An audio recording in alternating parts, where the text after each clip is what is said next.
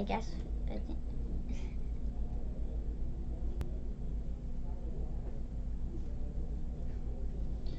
was super anticlimactic. I expected something more exciting. Are we live? You are live. Yep. Okay. All right, on guys. Facebook. Will do. Okay. Carry on. Or you want me to post on Facebook first? Yeah. Well, what are you guys gonna do? I'll do that while you guys start chatting. I guess.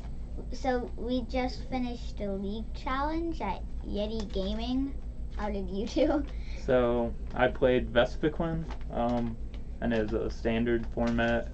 No burning shadows. Yeah, no burning shadows. And I went 4-1 and got 6th place because we were one player short of triggering the 6th round. But round 1, I beat a Greninja deck. Then round 2, I lost to the Vespiquen mirror match, and then I beat 2 Volcanion EX decks and 1 Garbodor Drampa deck. Okay. I finished first for seniors. I played against Espeon Garbodor, won against that. A Greninja mirror match, I won against that. Another Greninja mirror match, I won against that. And then I ID'd my last round for 301. So I guess that's it for that part. What's your name? So I'm Andrew Womble, for people that don't know, and I play here in the St. Louis area. I'm Oscar. You probably know since you might be watching this, and if you watched any other videos. So I have a list of questions here that I'm going to ask you. All right. So the first one is, how did you get into Pokemon? So when I first got into Pokemon is back when it first came out in like 1998 or whenever that was, and I was into pretty much all the aspects of it. The anime I watched, as did pretty much everyone else in my class. I had cards just like everyone else. I didn't have a ton of cards though, like I do now, as far as like building decks, and then I had the video games, and then I learned how to play like the basics. There used to be a Game Boy Color game for the trading card game, so I really learned how to play the basic game on that. And then as far as playing like in leagues and tournaments and stuff, in 2011, when I was in college, they released the Pokemon trading card game online. So I downloaded that and started playing, and it was fun. So then I bought some cards, and then I had all these cards, and I needed something to do with them. So I looked up what I could do with them and found out about leagues and tournaments. So I started going to a league in Colombia and started going to tournaments, and then I've just been playing ever since then. Okay. Second question, what is your resume like? My resume is 2 World Championship invitations. I have a state championship win as well as a runner-up.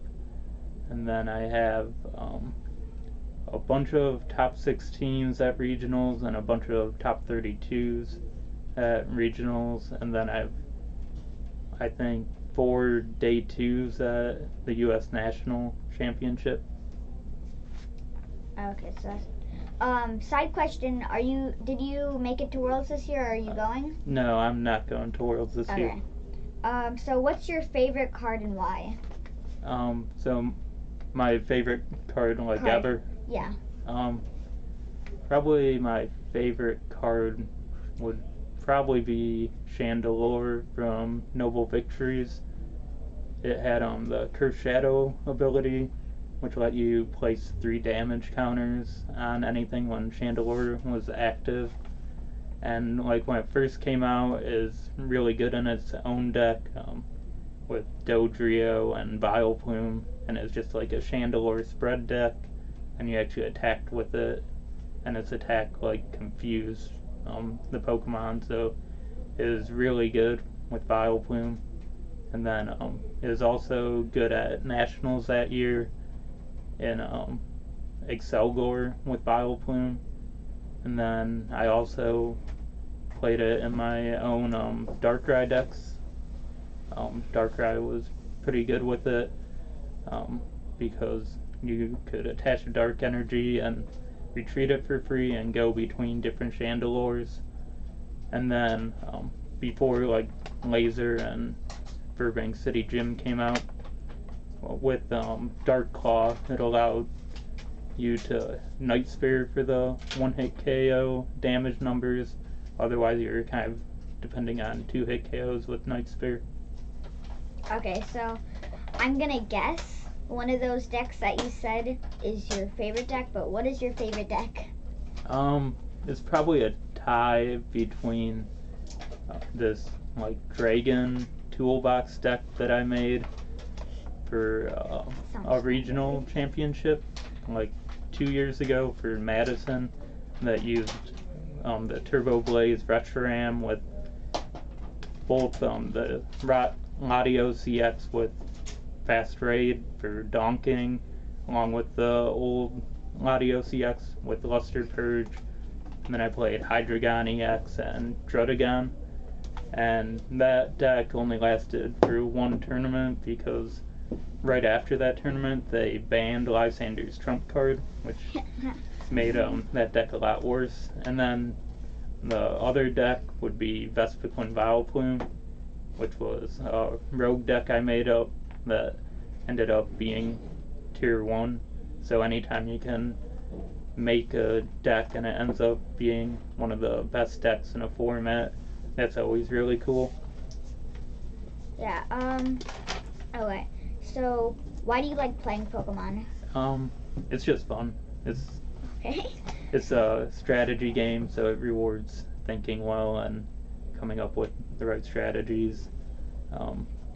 But yeah, pretty much just, I think it's fun to play, so I keep playing. Alright. What do you like about rotation? What do you don't like about rotation? I like rotations just because like this specific one. This specific one, it'll be really nice to see VS Seeker leave the format. It's just been around for so long, so going back to a format where people don't always have access to like all their little tech supporters and they have to manage their resources Yeah, and they have to a lot play better. Like more than 3 as a supporter. Yep. If they're gonna like Sycamore, if they're gonna rely on it. Yeah, so like especially the big one was Lysander before. Yeah, because definitely. like before you're more limited and like when you could Lysander in a game, but then with 4 VS Seeker, people had like 2 or 3 Lysanders, and then potentially 4 more. So like pretty much anytime they need a Lysander, they always had it. But now with out VS Seeker, Lysander and Guzma will be played in. They'll still be played, but you won't be seeing their effect played quite as much in a game. Probably still gonna be like 2 or 3, but in a deck. But probably only gonna see it 2 or 3 times unless they use puzzle time or something else to get something out of your discard pile. And then the other big thing is Shaman EX rotating, and I think that'll be nice. Just slow the game down a little bit. Another thing that I kind of think hurts the rotation, or that I don't like about rotation, is that Double Dragon Energy is going out. Yeah. It just kills a lot of, decks like Noivern, but it also adds a lot of more possibilities for decks to be better. Yeah, Double Dragon's tough because it's really hard to play Dragon Pokemon even with Double Dragon. Like you don't really see Double Dragon seen played too much. And then with all the Dragon Pokemon having multiple energy requirements, it's just going to be really tough to even play any Dragon Pokemon if they don't reprint it. Yeah, like especially for Noivern. People were really hyping that deck up and thought it would be probably the best deck ever because it's basically Seismitoad. And now that they know that Double Dragon's out, then it's just killed their idea. Alright, so next question. What is your favorite tournament that you've been to? Or most exciting? My most exciting tournament would probably be when I won Missouri States last year. I was playing Vespiquen Vileplume, and then when it got to top 4, I was playing against Vespiquen Vileplume, against Brandon Flowers, who ended up making top 16 at Worlds with the deck. And when we sat down, I lost the coin flip, and so we're in a Vileplume mirror match, and whoever wins the coin flip usually wins. But I forget the order of the games. I think in one of the games I decked him out, and then I think I decked him out in the first game, and then in the second game he also went first because he had just lost, and then he missed the Vileplume on turn 1, which allowed me to be able to get into Vileplume myself and win the game. And then I played against my friend Dima in the finals, and he was playing Night March, and even though that's favored, like, the match just went down to the end, and my deck was just a little bit better for the matchup, and I won the coin flip as well, which was big. So it's always cool to be able to win your hometown state championship. Alright, so I have 3 decks for you to, like, how do you think about it? First one is how do you think of Gardevoir GX, the deck? I think Gardevoir GX is pretty overrated right now. In the games I've played with it, it seems really inconsistent for the lists that people are putting out that are supposed to be good lists for the deck. Like the whole energy acceleration from hand has always kind of been inconsistent. It's always been better to accelerate from the deck like Vikavolt does, or accelerate from the discard like Metagross does. And then I'm not sold on like a lot of its matchups that people are saying are good. Like Decidueye still seems really bad to me because they can just spread damage and then de-evolve everything and knock stuff out that way. And then some can Vileplume if they're using it. Yep. Item locks tough for it if they don't get going fast. Vespiquen and Gyarados and those types of decks that can one-hit KO seem bad for it, and then it's gonna have a bit of a target on its back, so you could see stuff like Metagross being played to counter it. Alright, so what do you think of Noivern? I don't think Noivern is set up to do too well.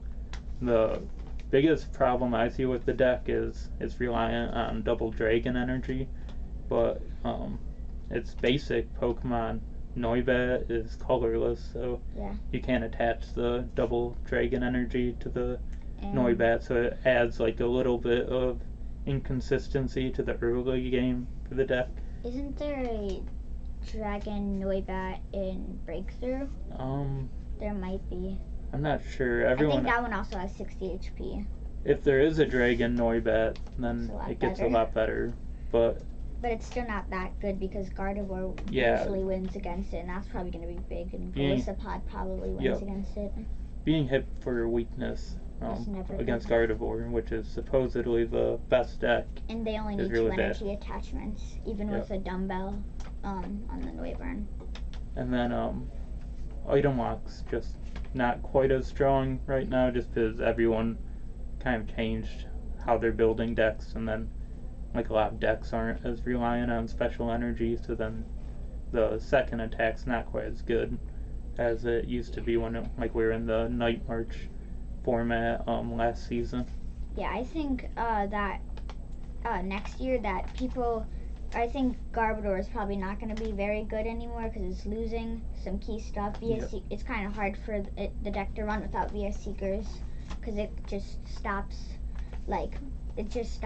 being as consistent as it is. Like, you can always put more supporters, but it's never really going to help it. VS Seekers just give you way too many options. And I think that everybody's gonna stop playing Garbodor, and a lot of people are gonna start using more items, and that's when Double Dragon could be like reprinted and good, because Noivern would everybody would expect to be freely using their items, but then Noivern would come. Okay, so my next question is, what do you think about Greninja Break? I've never been too big of a fan of Greninja since I played it for Worlds last year, and the deck kind of clunked up on me a bit, so I think it's kind of inconsistent, which is a bit of an issue with it, but I think Decidueye and Vespiquen are an issue, but they won't be played to the point where Greninja is unviable for Worlds. But when Greninja sets up, like, it's might be the most powerful deck in the format, so there's a lot of risk involved with playing Greninja just because of the inherent inconsistencies. But I think Greninja is the type of deck where if you run pretty well, like, the reward could pay off huge just because how strong Greninja is as a Pokemon. Yeah, I personally tested it a lot. I started playing it maybe like a month ago to test it a little bit, probably like a month to 2 weeks, and I found that it wins against Gardevoir, does also win against a lot of Garbodor decks. What is it called? Golisopod. It's an okay matchup if you can keep Shadow Stitching, because especially if you're playing if they're playing Zoroark, then it helps make them where they can't hit you every turn, and also if you play Talonflame Break, it's decent. It'll help you. It'll probably still get knocked out in 2 hits, but but it'll help you maybe get a knockout in a tight situation. And it'll buy you some time and keep the pressure off your Greninjas until you can evolve up through them. Yeah, and if you know how to play it, you'll win every match or mirror match that you play against. So, alright, so my next question is, what do you expect for next year? What do you mean by that? Like, what do you expect is going to be good, and what do you think is going to happen for the next year's format? Expanded is really hard to predict, just because there's so many decks. For the Fort Wayne, which is what we'll start the season off with. I think Orlando also is expanded. Yeah, so we have two of the Daytona. Two of the first 3 are expanded. So right now, Trevenant has a ton of hype because it got Necrozma GX, which lets it spread 100 with the GX attack to all EX and GX Pokemon. So it has a power boost. And then Turbo Dark is also expected to do pretty well, and Night March with Marshadow. And then I think Evital probably should still be good. It loses Archeops because of the ban. Yeah. Forest of Giant Plants and Archeops got banned for expanded, but so Worlds will be less that you can play for Forest Giant Plants. Yeah. And then Primal Groudon seems really, really strong. Chris Shemansky's list from Toronto was like a big step forward in terms of deck building for the deck, but I don't think it'll be popular ever, just because you need 4 Tropical Beach to play it, so it limits the amount of people that can actually play an optimal list for the deck. And then for standard format, I think, and then an expanded Volcanion also seems really good still. And then in standard, Volcanion's also going to be really good to start next year. Greninja should be pretty solid since we'll be moving into more like ability-based Stage 2 decks. And so Shadow Stitching is going to be really strong. And then I think Greninja's gonna also be just a little too inconsistent though for expanded. Yeah, I don't like Greninja in expanded where people. In standard, it's gonna be pretty good, but not in expanded. It's just gonna be way just really gonna be slower than every other deck, and it's gonna be speed. Yep. And then Gardevoir and Metagross should be pretty good in standard, and then I think Vikavolt, Tapu Bulu should be pretty well positioned because it can one-hit KO all the other stuff like Volcanion, and then it can use the Tapu Koko promo to spread damage around to set up one-hit KOs against bigger stuff like Gardevoir, and then it's able to hit Greninja for weakness, so it's kind of set up pretty well to do good in the early format for standard, I think. So this is gonna go with another one. What decks do you think are gonna be good at Worlds? But I'm gonna combine that. What do you think will be big in day 1 and day 2? Or the Anaheim Open, you can also say that. So from my experience, day 1 and day 2 pretty much had mostly the same metagames. Every year I've played, so I'd expect whatever C's played during day 1 should be about the same that's their day 2. And the big stuff that people have been talking about are Gardevoir, Volcanion, Greninja, and then Decidueye, I think is popular among some people, and I think so Gardevoir, Volcanion, Greninja, Decidueye probably will make up the bulk of it, but I think a lot of like Europeans really like Garbodor still, so I think like Drampa Garbodor should still see quite a bit of a play. Okay, so this kind of went with it, and this is going to be the last question for the video. How do you think Burning Shadows is going to affect Worlds? It's really hard to tell. Like you said, a lot of Europeans might be playing Drampa Garb, so Marshadow might help against that for basically any deck. Yeah. That plays basics like that. Yeah, if there's an exploitable attack, Marshadow's gonna be really strong. Yeah, or you can just like splash it in your Drampa Garb deck and you can win against them in your match, most likely. And then the two big things I think from the set are Gardevoir is super popular and hyped right now. Yeah, definitely. So a lot of the formats moving around that deck. Yeah. And then Golisopod has a little bit of hype. So I think it's just not going to be that much played because Gardevoir wins against it most likely, usually. And then as far as just like individual cards go, I think Guzma will probably replace Lysander almost completely. It just seems like purely better. And then Acerola, which lets you pick up damaged Pokemon, seems like it'll probably see play in some decks. Yeah, definitely. Have anything else to say? Nope. Okay, so thank you guys for watching. Make sure to subscribe, like, and share. Make sure to check out the Charizard Lounge. And make sure to check out Yeti Gaming. And that's all for us. Goodbye.